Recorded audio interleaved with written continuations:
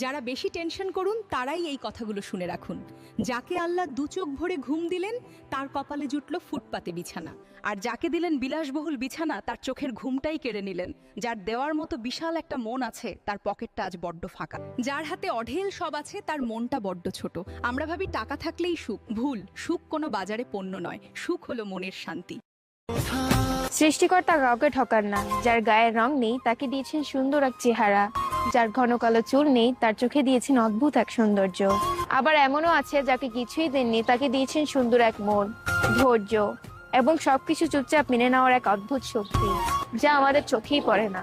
যে 40 কেজি চালের বস্তা কিনতে পারে সে তা মাথায় নিয়ে যেতে পারে না, আর যে মাথায় বহন করতে পারে তার পকেটে কেনার মতো টাকা নেই। আল্লাহ কাউকে পরিপূর্ণ পূর্ণতা দেননি, সামান্য অভাব রেখে দিয়েছেন যেন মানুষ বুঝতে পারে অভাব জিনিসটা কত ভয়ঙ্কর। জীবন ঠিক এমনি হয়। যে নারী অন্যের স্বামীর সাথে নিজের স্বামীর করে তুলনা, সেই নারী বউ হিসাবে কখনোই ভালো না। যে নারী অন্যের কথা শুনে নিজের স্বামীর ধরে ভুল, সেই নারীর সংসার জীবনে কখনোই ফোটে না সুখের ফুল। জীবনে আর যাই করেন না কেন, কখনো বাপের বাড়ির লোকজনের কথা মতো নিজের স্বামীর সাথে খারাপ আচরণ করবেন না। কখনো বাপের বাড়ির লোকজনকে খুশি করার জন্য নিজের স্বামীর মনে কষ্ট দেবেন না। সবসময় একটা কথা মনে রাখবেন, আপনার স্বামী নামক মানুষটা আপনার সাথে আছে বিধায় এই পৃথিবীতে আপনার একটা আলাদা সম্মান আছে। যখন এই মানুষটা আপনার সাথে থাকবে না, তখন এই পৃথিবীতে কেন আপনার বাপের বাড়ির লোকজনের কাছেও না আপনার কোনো মূল্য থাকবে না। কথাটা একদম বাস্তব। প্রবাসী নিজের দেশ ছেড়েছে, ছেড়েছে নিজের মা। বোবা কান্নায় জীবন গেল, কেউ তো বুঝলো না।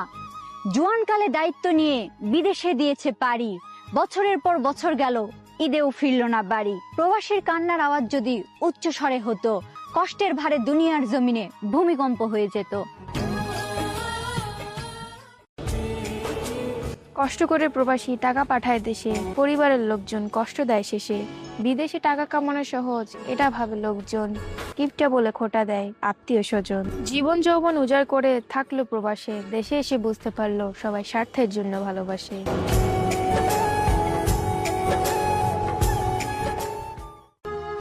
মা কখনো হয় না পর, যতই আসুক তুফান ঝড়।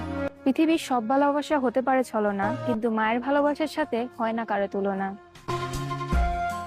খালা কখনোই ফুপু হয় না, আর চাচা কখনোই মামা হয় না। ফুপু আর চাচাদের ভালোবাসা হয় বাবার টাকা দেখে, আর মামা আর খালাদের ভালোবাসা হয় মন থেকে। কথাটা শুনতে একটু খারাপ লাগলেও এটাই বাস্তব। তোমাদেরকে স্বামীর সাথে ভালো ব্যবহার করতে বলি, স্বামীকে যত্ন নিতে বলি, শাশুড়ির সেবা করতে বলি, স্বামীর সাথে বেয়াদবি করতে না বলি। রাগ করলা?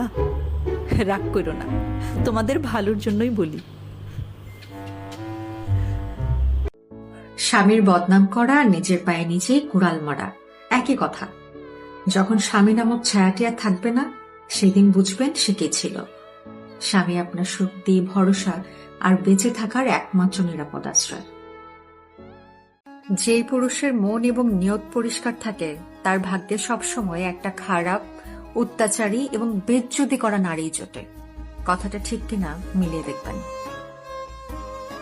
প্রতিশোধ নেওয়ার মতন ছোট লোক যেমন আমি নই, তেমনি ক্ষমা করে দেওয়ার মতন ভালোও আমি নই। প্রতিটা অভিযোগ জমা রেখে দিলাম, কারণ এই দুনিয়ার আদালতে সবসময় ন্যায় বিচার হয় না, আর আল্লাহর আদালতে কখনো অবিচার হয় না। আল্লাহ ছাড় দেয় কিন্তু ছেড়ে দেয় না। আপন কারা জানেন? জেলখানার গেট, হাসপাতালের বেড আর কোর্টের ডেটে যাদেরকে পাশে পাবেন তারাই আপনার আসল আপনজন। আর বাকি যারা আছে সবাই আপন সাজার মুখোশ পরে আপনার পাশেই থাকে, যাতে ছুরির শেষ আঘাতটা আপনার বুকে মারতে পারে। একটা বাস্তব কথা কি জানেন? ছেলেরা যখন বিয়ে করতে যায় তখন ডিভোর্সি কিংবা এক বাচ্চার মাকে তাদের ভালো লাগে না, কিন্তু যখন পরকীয়া করতে যায় তখন 4 বাচ্চার মাকেও তাদের কাছে নায়িকা নায়িকা মনে হয়। যদি নুন ভাতে দিন কাটাতে হয় তাহলে তাই কাটান, যদি খালি পেটে ঘুমাতে হয় তাহলে তাই ঘুমান। তবু আপনজনের কাছ থেকে সাহায্য চাইতে যাবেন না। মনে রাখবেন, ক্ষুধা পেটে ঘুমানো সহজ, কিন্তু আপনজনের কাছ থেকে খোঁটা শুনে বেঁচে থাকা বড়ই কঠিন, কারণ আপনজনদের সাহায্য ঋণের থেকেও ভারী।